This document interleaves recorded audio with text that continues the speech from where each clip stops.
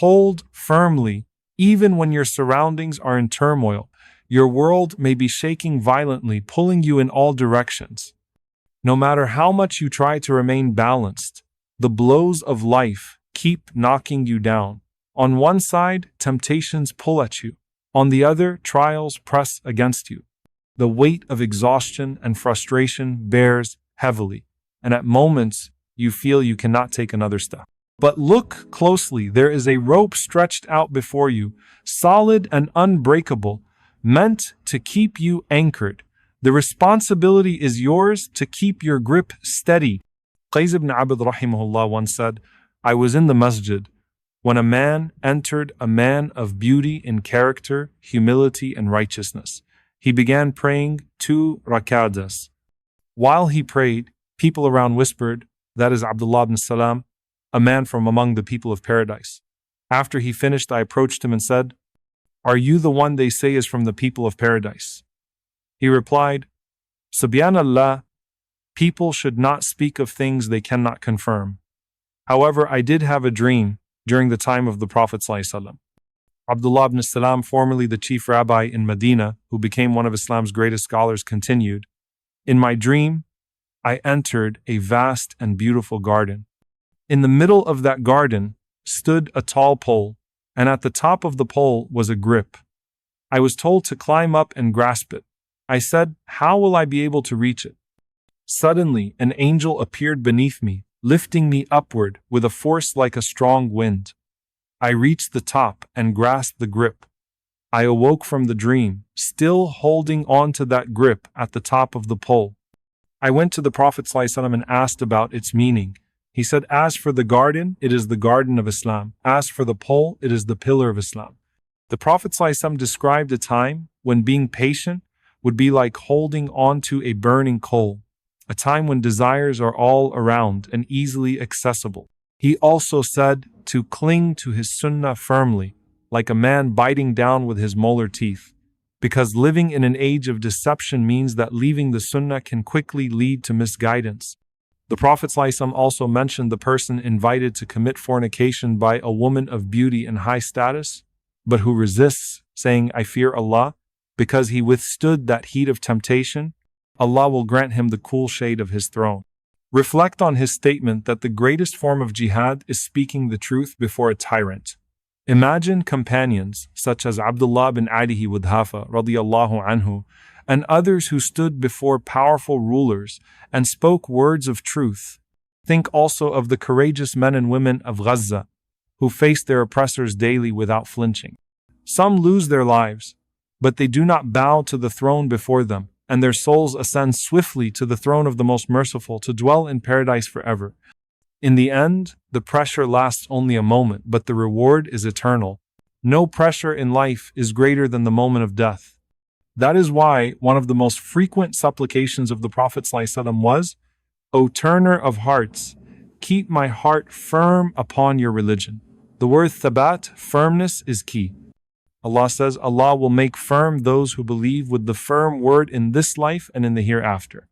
At life's final moments, with the pain of death and devils tempting you one last time to disbelieve, the believer still utters, La ilaha illallah. Notice that the Prophet ﷺ did not limit this supplication to life in this world, because the moment you will need firmness most is when the angels come to question you in your grave. At that time, their presence will be more overwhelming than any tyrant in this world. That is why the Prophet ﷺ advised, when you bury your brother or sister, ask Allah to grant them firmness, for they are about to face the most difficult test of their existence. The truth is, you do not know when these trials will arrive. Just as sleep and waking each day are a rehearsal for life and death, every moment of pressure you face in faith is a rehearsal for the moment of death. Allah says no soul knows what it will earn tomorrow, and no soul knows in which land it will die. You cannot prepare for death in the hours before it arrives, because you will not know when or where it will strike. The exact time is decreed by Allah alone. Imam al-Qurtubi rahimahullah wrote beautifully, we walk along the paths drawn by fate. Those destined to walk will carry on. Our provision is spread wide, but what is ours will never pass us by. If death is decreed in a land, there will be no other place where one will breathe their last. Each of us has a place where our soul will be taken, though we do not know where.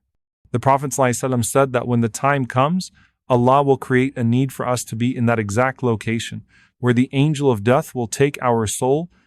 When the appointed moment arrives, it may come unexpectedly, in an unexpected place. At that instant you will see angels approaching you, whether with glad tidings or with anger. They once breathed life into your body, now they are sent to remove it. For the believer, the angels appear shining, visible as far as the eye can see. The angel of death brings a shroud scented with the fragrance of paradise and says, "O pure soul, come out to the mercy and pleasure of Allah."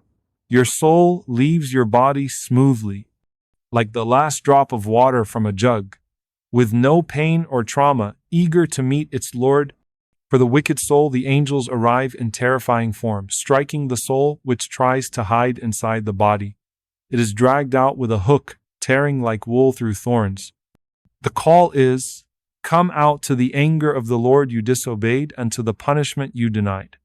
So, hold tightly to La ilaha illallah, the word of firmness, because this is the most critical moment before the Day of Judgment. Just as an angel breathed your soul into your body before birth, and you passed through the narrowness of labor into this life, now the angel will take your soul and you will be reborn into the next world. Your new journey begins in the Barzakh. Every soul returns to the earth for this stage, as Allah brought us from it in the beginning. The Prophet ﷺ spoke of the squeeze of the grave distinct from its punishment. Then comes the questioning. Two angels, munkar and nakir, arrive. Their appearance reflects your deeds, beautiful for the righteous, frightening for the wicked. In a powerful voice they ask, "Who is your Lord? What is your religion? Who is your prophet?" The only way to answer is if you live those answers in this life. If not, fear and confusion overtake you, and you cannot speak. But if you held firm here, you will hold firm there. The pressure will pass, the test will end. Your soul will settle into its eternal dwelling, just as it was at peace in this world through the remembrance of Allah.